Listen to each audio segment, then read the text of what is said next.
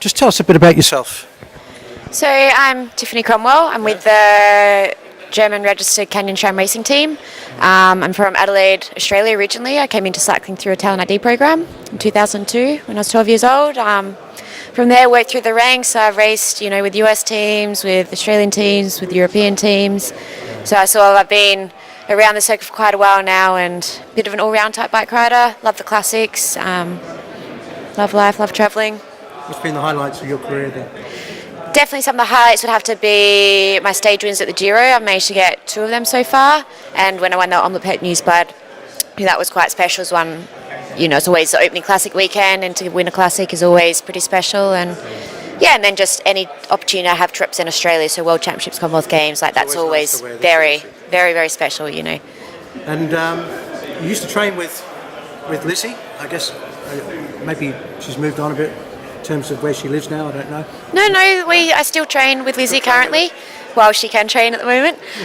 She's now my coffee shop buddy ride. Right. But, Lizzie's a very, very good friend of mine. She's one of my best friends. I was the bridesmaid at her wedding. I know her husband very well.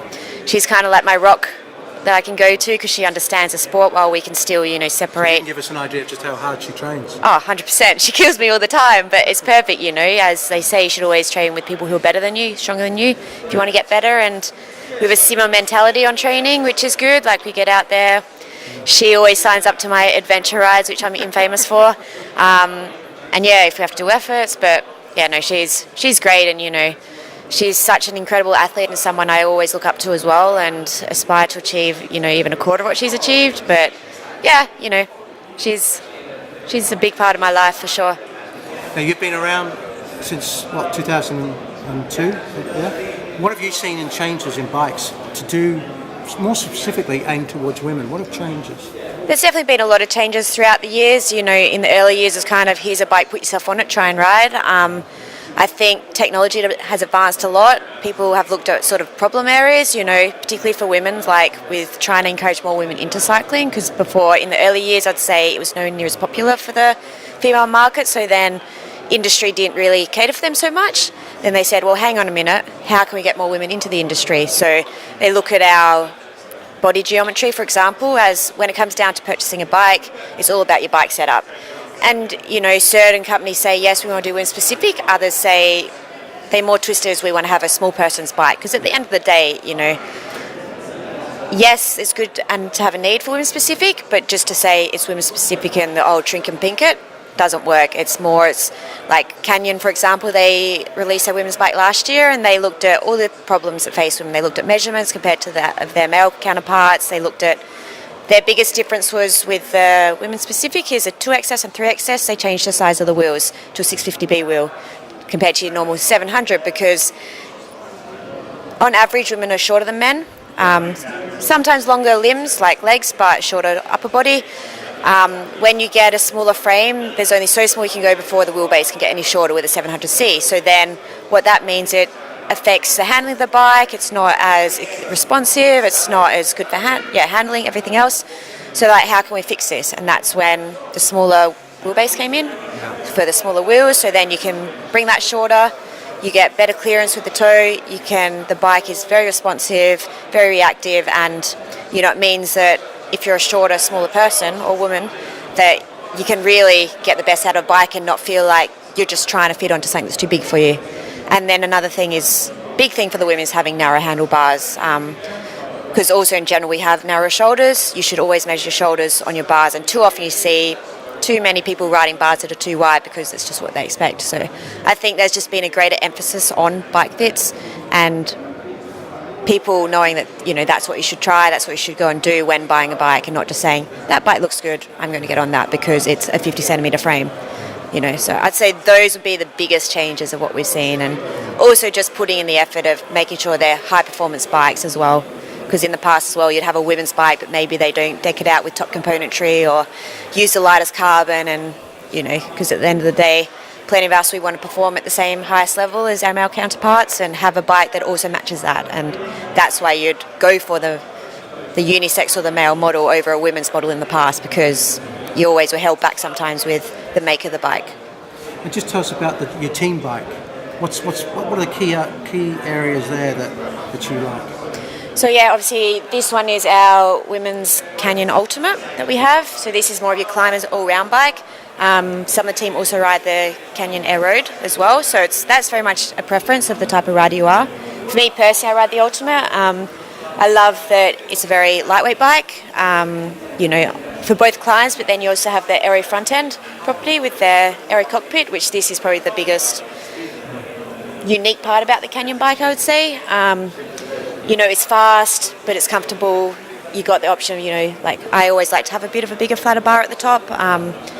You can really tuck in, and you got the front aero property, but also know that it's not. Sometimes aero bikes are a little bit heavier because you need the greater material to be a bit faster. Whereas this, you can also still go up a climb and feel like it's something that's light underneath you. And then obviously we have the Canyon the SRAM Red E-Tap Hydro Disc Brake. That's been the biggest change this year. It's still 50-50 within the peloton of who rides disc, who doesn't. Some people are skeptical, some people love it. Since being on them, definitely have embraced it, and with the spring that we've had so far this season, it's been such a nice advantage, I'd say. For example, like in Strada Bianca, when weather's horrendous, you're going into the sectors, it's very important to get into the sectors early. Everyone has to pull up early because of the wet weather, and to have the right braking, you could come out the outside, make up about 20 positions, brake late, and have 100% full control. And that's, for me, that's what I've really enjoyed, just having that extra control and not feeling nervous in wet conditions. And there's no guessing.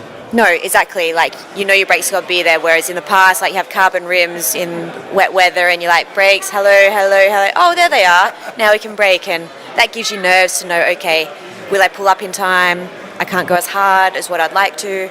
So yeah, but in general, for this one in particular, the Ultimate, it's a great all-round bike, and it's a choice that I use when I'm racing, and I've been happy with it so far. And finally, what about women's racing itself? Because we see changes all the time. I think even during the one season, you see changes in women's racing. What have been the major improvements in women's racing, women's pro racing? I'd say since the start of my career until now, there's been huge changes, huge improvements in the women's peloton. In the early years, we had there was probably only two really big powerhouse teams. That was back in the day when it was the T-Mobile, which became HTC, Columbia Haro, blah, blah, blah, and Cervelo Test Team. Back in the day when I was racing, you had those teams just dominate everything. It's okay, a game of wait till they do what they want to do. Or you also had the aspect where a team wasn't as important when we had the years of the dominance of Marianne Vos or even Nicole Cook. You had those days, it was you could be a very strong individual and win bike races. Now you can't be a very strong individual and win bike races. You need to have that team around you. And I'd say that's probably been one of the biggest improvements from a racing side. Teams become more professional, a bit more money's come into the sport, so more riders can do it as a full-time job and not try to balance, also when I was starting, a lot of people had to try to work on the side or maybe didn't train as specifically. There wasn't so much emphasis on the training, the preparation side. Even within the teams, we wouldn't look at all the aspects of, you look at your physiology, your nutrition, the services the team can provide, all these little 1-2%. It's kind of yep, let's go race our bikes. We have a training camp once or twice a year, and we try to do the best we can. Whereas, as the development of the sport and it's moving forward and the push to say we want to grow the women's sport, we want to make it more professional, the racing becomes more dynamic because then suddenly you realise, okay, how can we beat our competitors using our strengths as a team?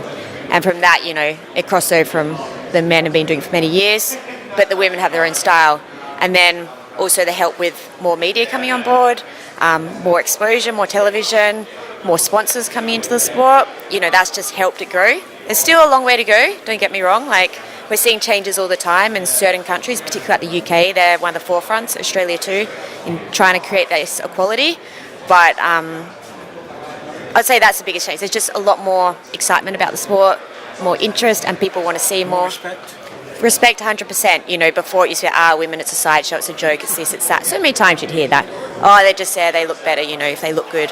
Whereas now I think people really respect what we do. They appreciate the work that we put in, the time we put in, and, that we take this seriously as our job and, gets the credit that deserves. So what's Tiffany Cromwell finally? What are your goals now? So my goals personally, I have the upcoming Commonwealth Games in Australia on the Gold Coast, so that's my short-term goal right now, to obviously be part of the team that we can bring home gold. We have a very strong team, and it's going to be quite special. Throughout the season I want to get back on top. The last couple of years has been a little bit up and down.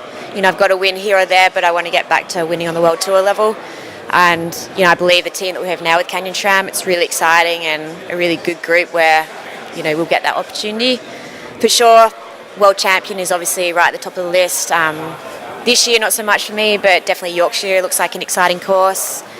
If Adelaide, there's rumours that they're going to put in a bid for 2022. If that happens, that'd be the perfect chance for me to be like, yep, perfect way, hit that at home worlds. The Olympics in Tokyo is also a big goal. So one thing, I've been to World Championships, I've been to Commonwealth Games, I've done the biggest races, but the Olympics is one thing that's still not quite achieved in my career. So for sure, it's one thing that's still eluding me. So a lot of focus on that, and then just trying to win bike races, be the best bike rider I can, and being able to finish my career and say I have no regrets in what I've done.